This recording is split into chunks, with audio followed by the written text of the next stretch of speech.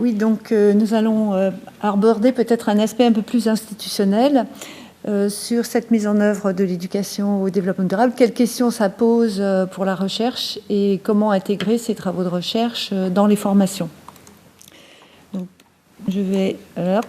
Voilà, pardon, je l'étais trop vite. Bon, c'est pas grave.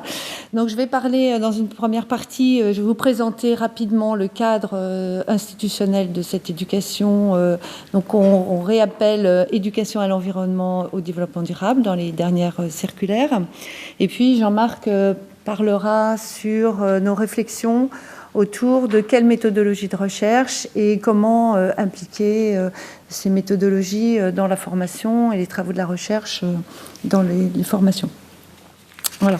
Donc j'ai juste mis quelques dates. Je ne vais pas rentrer dans le détail du processus qui nous conduit progressivement à faire évoluer. Vous voyez sur la gauche les politiques publiques qui intègrent progressivement le développement durable et puis des politiques éducatives qui s'adaptent, qui se construisent.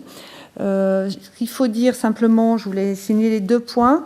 Le premier, c'est que toutes les politiques, qu'elles soient internationales, européennes ou nationales, ne définissent que des grands principes, un cadre pour l'action, mais que c'est au niveau local que doit se faire la mise en œuvre, que ce soit dans des projets de territoire ou dans le cadre, on le verra tout à l'heure, du projet de l'établissement. Donc ça donne une place très importante au local, et en particulier pour ce qui est le cadre scolaire, pour l'établissement scolaire.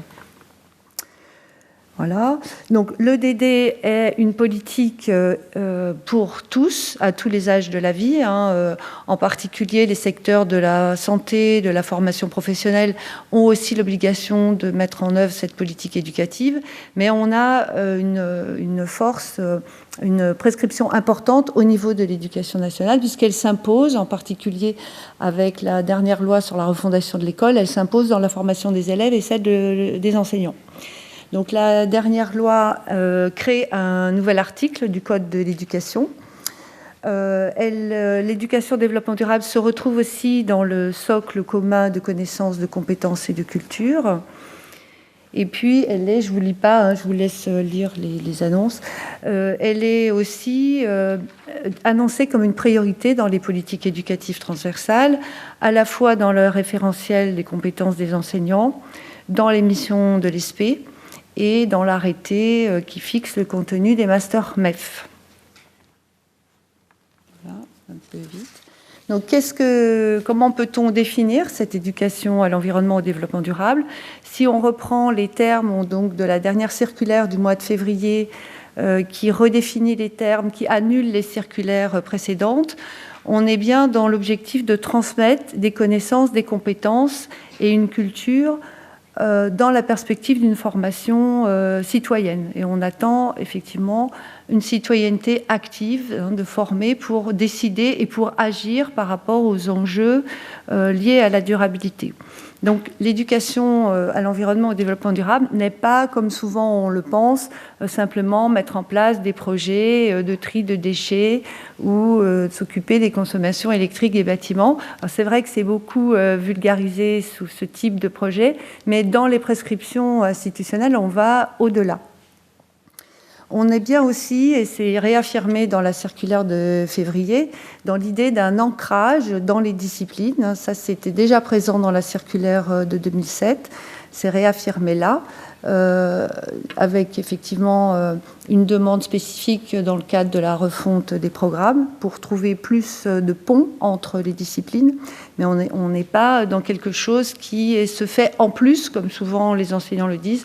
Oui, mais les projets, c'est en plus. Nous, on a nos cours, on a nos diplômes à préparer, et le DD, c'est du travail en plus. Non, on est bien dans quelque chose qui se situe dans les disciplines, mais il est vrai qu'on demande aux enseignants de plus travailler dans le cadre de projets interdisciplinaires, puisque maintenant on va avoir une échéance importante de 2020, qui est l'obligation d'inclure des projets d'éducation au développement durable dans les projets d'établissement. Donc on voit que cette approche est moins par la discipline et plus par des thématiques. Je vous ai mis les thématiques qui sont listées dans la circulaire: les ressources, les risques majeurs, le changement climatique, la biodiversité, la ville durable, transport et mobilité, aménagement et développement des territoires. Tout ça sont des thématiques prioritaires à aborder, avec un enjeu très important sur le changement climatique actuellement, puisque dans le cadre de l'accueil de la COP21, il y a une grosse mobilisation actuellement des établissements scolaires. Une idée aussi qui est très importante, l'idée d'être dans une démarche d'amélioration continue, avec la notion qui a été déjà évoquée en 2007, dans la circulaire de 2007, de E3D, c'est-à-dire d'établissement en démarche de développement durable, avec des labellisations qui sont faites au niveau des rectorats. Donc il y a aussi, dans les dernières prescriptions, l'idée de doubler le nombre d'établissements en démarche de développement durable. Un axe aussi très important dans cette politique éducative, c'est de travailler à partir d'exemples locaux et aussi dans le cadre de partenariats locaux. Donc on va voir qu'il y a de nombreux acteurs qui se...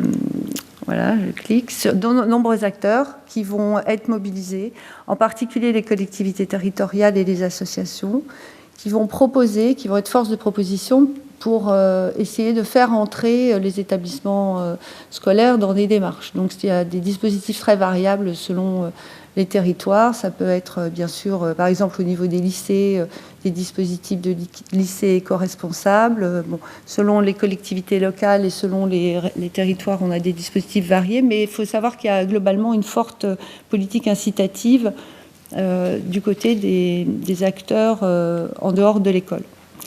Voilà. Je te laisse la parole ou... Voilà. Donc je vous mets quand même je passe la parole, puisque là on va passer plus sur le volet recherche, sur la politique éducative, avec en particulier le principe de coéducation. Je te laisse développer. Merci Marie-Yvonne. Alors quelques repères issus des travaux de recherche. S'il y a bien une éducation pluriacteur au niveau d'un territoire, il y a besoin pour que cela fonctionne qu'il y ait une certaine cohérence qui se mette en place.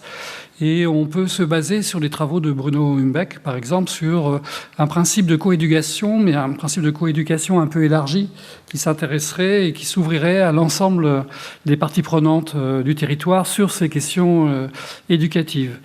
Mais en même temps, c'est quelque chose qui est facile à dire et à déclarer, mais lorsqu'on regarde cela fonctionner du point de vue de la recherche, on voit qu'il y a un certain nombre d'incompréhensions, un certain nombre de tensions, voire de conflits de rationalité entre ces différents acteurs.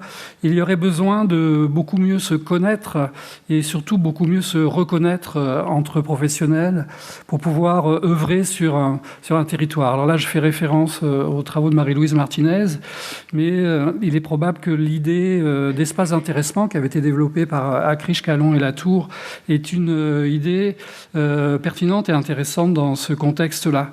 Espace d'intéressement, c'est-à-dire que chacun il va y trouver son intérêt et en même temps travailler de façon conjointe au nom d'un intéressement collectif général, mais avec aussi un principe de co-circulation et de circulation plutôt que circulation des savoirs au sein de cet espace.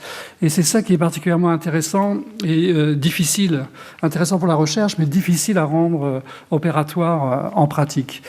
Alors, on peut effectivement essayer d'envisager une progressivité dans la construction d'un collectif territorial. Et là, on pourrait faire référence, et je reprends souvent la typologie construite par Michel Grandjat sur le travail effectif des enseignants, mais là, ouvert sur d'autres parties prenantes. Et si cela commence par la juxtaposition des pratiques, il faut arriver à construire quelque chose qui soit davantage un collectif qui ressemble à une communauté, c'est un partage des valeurs et des finalités suffisantes, avec d'abord centré sur des pratiques, mais qui va devenir progressivement apprenante, ce qui demande de la part des enseignants qu'ils deviennent des praticiens non plus réflexifs, mais des praticiens chercheurs, ce qui est encore une nouvelle étape et qui pose là une question de formation importante. Et puis donc il faut l'ouvrir sur d'autres parties prenantes territoriales et pas simplement sur le monde de l'école, vers l'idéal que serait un territoire devenu apprenant, tel que le travail Marivonne actuellement. Et certains auteurs parlent aussi d'intelligence territoriale. Mais au-delà de ces étiquettes, il faut rendre ça opératoire. Et c'est bien ces questions que regarde la recherche. Alors, quel type de recherche pour quel type de formation ? Eh bien, on a quand même un certain nombre de repères par rapport à notre expérience. Et nous avons travaillé alors, au sein de l'UFM à l'époque sur des types de recherches différentes. Alors, premier type de recherche, des recherches financées par l'INRP. Donc des recherches de type, ce qu'on appelle globalement les recherches actions, et la première série de travaux portés sur eh bien, le suivi, et voire même le portage de projets au sein d'établissements scolaires, au sein desquels les chercheurs, formateurs étaient très impliqués dans le processus, voire le portaient dans un processus d'innovation, et en même temps recueil de données, etc. Ce qui était très favorable du point de vue du développement personnel et professionnel des différents acteurs, mais ce qui, du point de vue académique, s'est révélé un peu plus faible. Alors après, donc, tout dépend des finalités, des objectifs que l'on porte. Deuxième type de recherche, les recherches de type académique, financées par l'Agence nationale de la recherche. Alors là, cette fois, un très très grand nombre de résultats, à la fois théoriques, conceptuels, méthodologiques, des grandes avancées et très rapides. Mais pour les acteurs du terrain, c'est ce type de recherche sur quelque chose est peu favorable à un développement professionnel. Et il y avait souvent des ruptures entre les attendus supposés des chercheurs et les pratiques effectives des enseignants sur le terrain.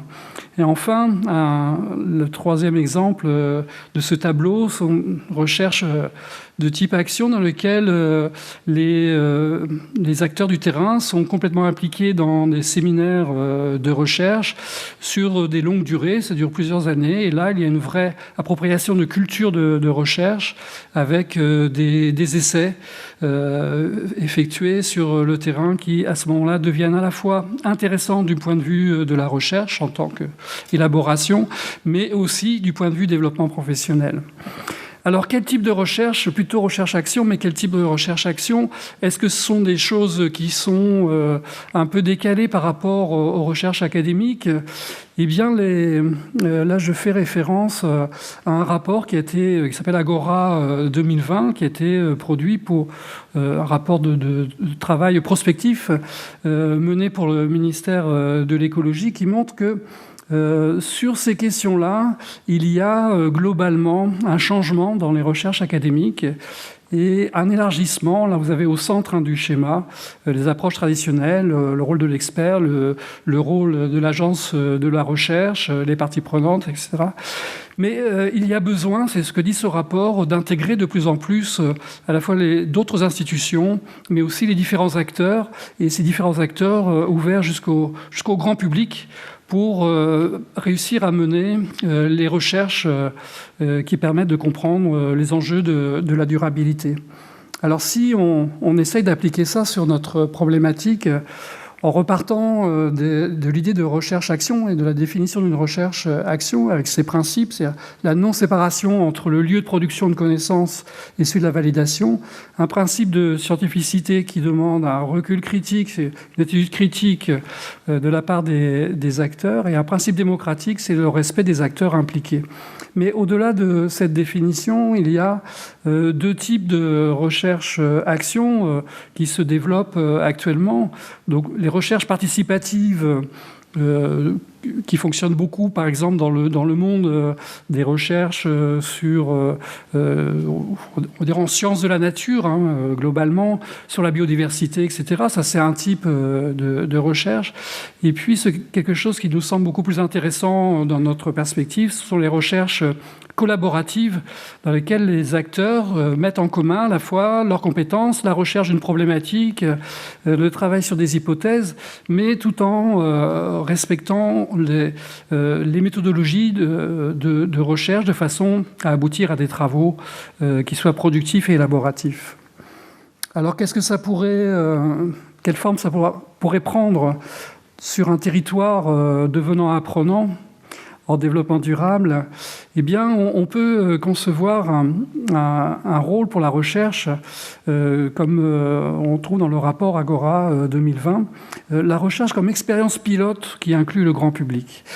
La forme pratique pourrait être celle d'un observatoire à visée scientifique ou une plateforme dans lequel on voit un certain nombre d'élaborations, de séminaires, de mutualisation, de la diffusion, peut-être vers l'élaboration de quelque chose qui pourrait s'appeler un curriculum territorial, c'est-à-dire un parcours coordonné et cohérent, ou suffisamment coordonné et cohérent pour être éducatif par rapport au public enfantin, mais aussi adolescents, jeunes adultes et adultes, avec un certain nombre de questions à résoudre sur les enjeux, les complémentarités, les cohérences, les continuités, ruptures, toutes ces questions classiques de la didactique curriculaire, mais reportées sur une autre échelle, une autre dimension. Alors j'ai cité là dans la diapositive précédente l'idée de cité éducative, là aussi en s'appuyant sur les travaux de Bruno Houmbech, qui a montré que cette cité éducative, qui est une cité théorique, abstraite, est un lieu de rencontre entre différents sous-systèmes, le système éducatif, le système famille, le système sociétal. Et chacun des pôles, le pôle pédagogique, le pôle scientifique et le pôle politique, joue un rôle particulier de structuration de l'ensemble. Le pôle politique est forcément porteur et incitatif dans l'ensemble. Et le pôle scientifique, c'est le pôle scientifique qui permet de trouver la cohérence de l'ensemble en apportant des modèles explicatifs, en apportant des méthodes, en apportant des systèmes d'évaluation qui permettent à l'ensemble de fonctionner. Voilà un modèle qui pourrait être pertinent pour ce type d'éducation. Et en même temps, il y a toute une série de questions pratiques de formation pour les enseignants, avec l'idée qu'ils devraient être des monteurs de projets, des porteurs de projets. Ils devraient être aussi des meneurs de débat. Ils devraient être capables de mener des travaux collaboratifs, alors que toute la formation universitaire et professionnelle est basée sur un processus individuel. Et là, pour faire communauté, il faut apprendre à travailler en collectif et monter des partenariats qui soient des vrais partenariats contractuels. Et le tout avec en formation initiale, des étudiants qui viennent de conquérir ou qui essaient de conquérir, à force de travail, une maîtrise de leur discipline, et en même temps, ils doivent reconnaître l'incomplétude de leur discipline, de leur propre discipline, pour traiter de ces questions, sous peine de tomber dans un risque de dogmatisation, de naturalisation des questions de société qui serait pire que tout. Et donc là, il y a des enjeux pour la formation qui sont extrêmement importants. Alors à la fois des praticiens devenus ou des praticiens chercheurs, et sous quelles conditions peuvent-ils vivre cela, et en même temps travailler de façon collective autour de projets. Et tout ça s'apprend, mais dans le contexte des SP, pour le moment, on ne le voit pas trop, sauf sous la forme de conférences. Merci pour votre attention.